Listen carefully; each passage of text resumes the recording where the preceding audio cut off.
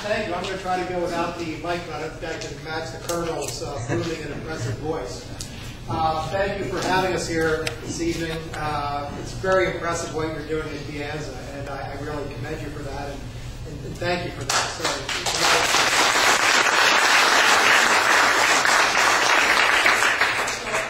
I wanted to give a little context as to how Spirit of America got started and provide some framework for the great work being done by Mac, who you'll hear from later. Before I did that, though, there are a few people that have been extremely supportive, both of me personally and Spirit of America, and very generous to what we're doing. But I wanted to mention John Moranye over here is one of Silicon Valley's leading venture capitalists at Trident Capital. Dr. David Sheridan, sitting in the front row, I know he's a computer science professor at Stanford. How many companies he's helped launch from the valley, in the valley here, I can't count, but he's been a person behind the scenes in many of the greatest successes here. Doug Franco with Orchard International has a great partnership with Spirit of America, helping us with many of the requests that we're fulfilling from Iraq and Afghanistan. And Mark Thompson is what I refer to, my words not his, as a leadership guru who is also the author of Success Built to Last. And all four of them, please chat with them afterwards. They've been extraordinarily helpful to our organization.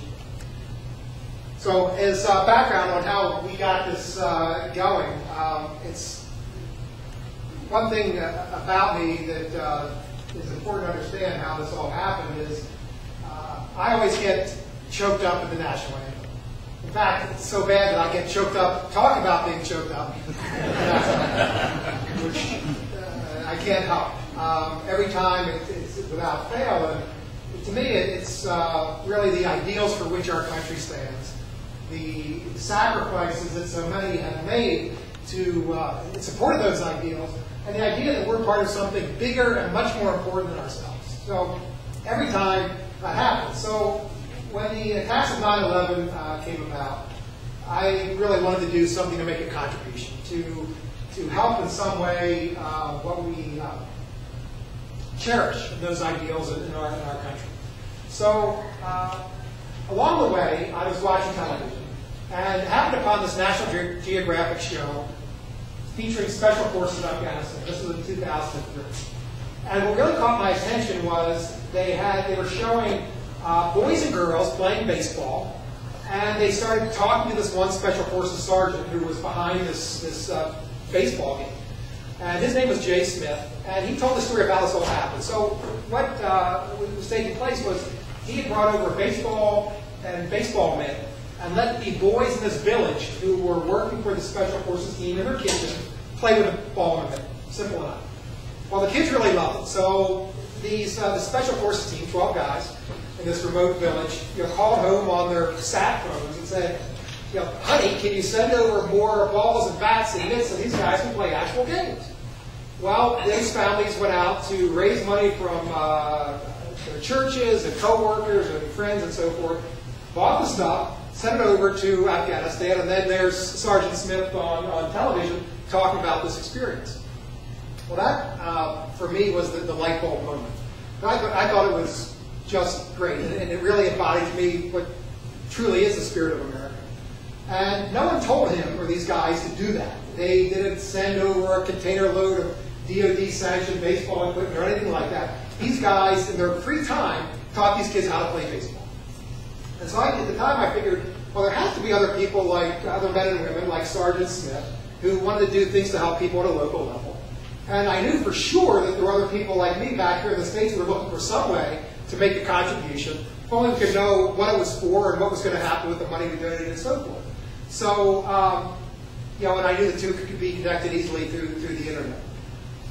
So one of the things that the business lessons, hard learned going in, taught me was that you want to talk to your customers right away, whenever you have an idea. So I eventually tracked down Sergeant Smith. He made it back to Fort Bragg from Afghanistan through Iraq, and I went there to meet with him and the other guys in the Special Forces unit. Because I wanted to see what they thought. Because if it didn't make sense to them, then it didn't make sense at all. So we got together, and he he was telling me about why he did this, and what was clear, one thing that was really clear was that the act of doing the things, and baseball was just one of many things that they did with these villagers, really, in the midst of a terrible struggle and fight and military operation, made him feel more human and more alive maybe than anything else that he could have possibly been. So it made him feel good inside. It was beautiful to see. And he also talked about how those relationships with the villagers, because of the little things that they did, improved greatly. And then he went on to say, and this work that we did actually saved lives. Now, this was, when he said that, I thought, he's exaggerating. Because I can see how everybody feels better about it, but saving lives is a big statement. So I asked him about it, and he went on to say that because they were in a village called Orgun, which was right along the Pakistani border, so up in the remote mountains of Afghanistan. And because of the relationships they built with the people in this village, the villagers, on their own accord, without compensation or anything else, formed a night watch to protect the American troops from Al-Qaeda, who in the nighttime had been sneaking into the village trying to kill these guys. So these guys, which to me was a mind-blowing idea, that the villagers of our so-called occupying forces were actually protecting them. And anyway, when he told me that, I said, well, I can't help but work on this. I have to do this thing that became called Spirit of America. And then the rest was details. I knew that it made sense to me over here in the U.S., and it made sense to guys who, wherever they were standing, define the front lines. Then everything else in between would be details that could be worked out. The logistics, the fundraising, all the rest of that has to be worked out. So we're about 5 years old now. As the Colonel said, we've been very blessed with very generous support. We've, at the request of Marines and soldiers and sailors and airmen, gotten everything from sandals and soccer balls to farming equipment and agricultural supplies and everything you can imagine. So it's worked very well. There are a couple of reasons why I think it's worked. One is that we can be fast and responsive very quickly to the requests that we get, because the great Americans like Mac who are serving in Afghanistan aren't there for years at a time, and when they need something, they need it. I think we'll let Mac tell a story, but I think if he had gone through the military or government bureaucracy to get what we helped him with in Afghanistan, we might be hearing from Rumpelstiltskin tonight instead of Mac McDowell. I don't know. But that responsiveness is one big thing. And the other thing that I would say is that we're smart enough to know that we're not very smart, and we don't try to figure out what needs to be done. So everything that we ask donors to help with, and everything that we do is in response to something that someone says, this is needed here or now. I'm here, I know it, don't worry about the rest. And we don't worry about the rest. We try to help that request, and with your support, we've been able to do a great job of that. So thank you for making what was at one point a rough idea hatched in the Green Beret Officers Club in Fort Bragg, over admittedly a couple of years, come to fruition and really make a difference in a lot of the world's toughest places. So I'd like to have our Executive Director, Dennis Norris, introduce Mac for you all.